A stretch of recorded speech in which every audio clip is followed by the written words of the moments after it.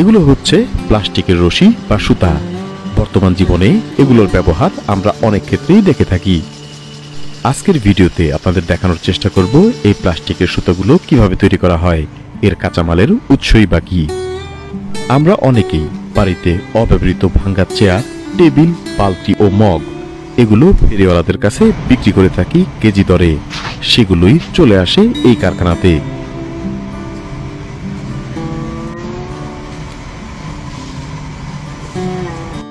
তারপর বিভিন্ন রং ও সাইজ ভেদে এগুলোকে বাছাই করা হয়। তারপর এগুলো চলে যায় ক্র্যাশিং মেশিনে। তো চলুন ক্র্যাশিং মেশিন থেকে মেল্টিং মেশিন সব জায়গাগুলো ঘুরে দেখে আসি। আমাদের ভিডিওতে আমাদের সাথে আছেন এই কারখানার মালিক মোহাম্মদ আব্দুর রশিদ ভাই। কেমন আছেন? আচ্ছা, তো আপনার এই ফ্যাক্টরিতে তো মূলত আমরা জানি যে পরিবেশ ধ্বংসকারী যেসব প্লাস্টিক এগুলো আপনি হচ্ছে রিসাইকেল করেন এবং এটা পরিবেশের জন্য আসলে অনেক উপকারী। তো প্রথম কাজের ধাপটা কি হয়? এই যে প্লাস্টিকগুলো আনছেন এগুলো প্রথম কোথায় যায়? এটা আমরা ওই বিভিন্ন দোকানদারেরা আমাদের এখানে পৌঁছে দেয়। আমরা ওটা কালার বাই কালার প্রসেসিং করি, এটা ইসারিং করি, দোয়া করে পরে ঢাকাতে ইসলামবাগে আমরা পৌঁছে দেয়। এগুলো আনার পরে কি এখানে ক্র্যাশিং করেন না? যে এখানে আমরা করি মানে ভাঙাই ওয়াশ করি মানে একটু যদি আমাদের দেখাতে। ওয়াশ করে দিতে হয়।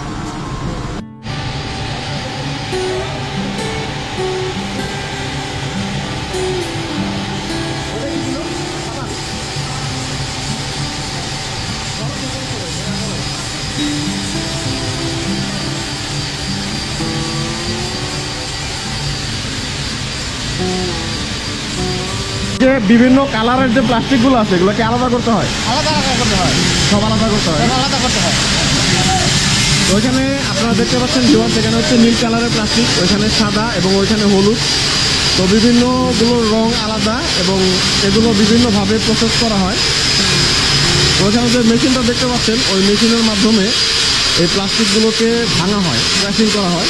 যে বড় বড় টুল, তারপর হচ্ছে চেয়ার, যে ভাঙা যেসব প্লাস্টিকের আইটেমগুলো আছে সেগুলোকে ক্র্যাশিং করা হয় এই মেশিনে।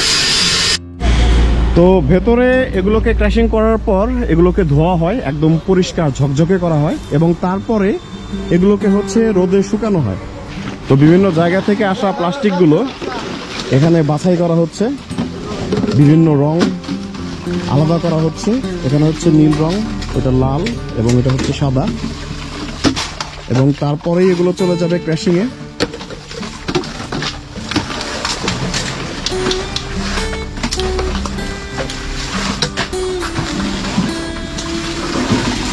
আপনার এখানে কতজন লোক কাজ করে?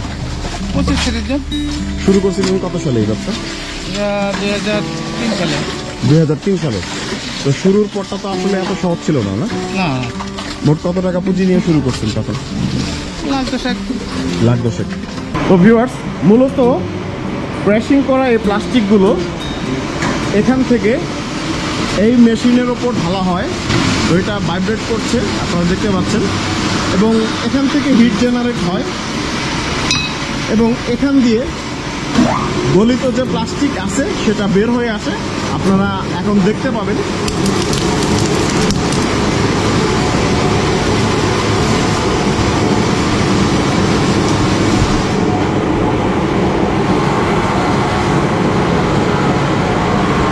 এই পানির মধ্যে ঠান্ডা হয়ে এটা আসে এখানে।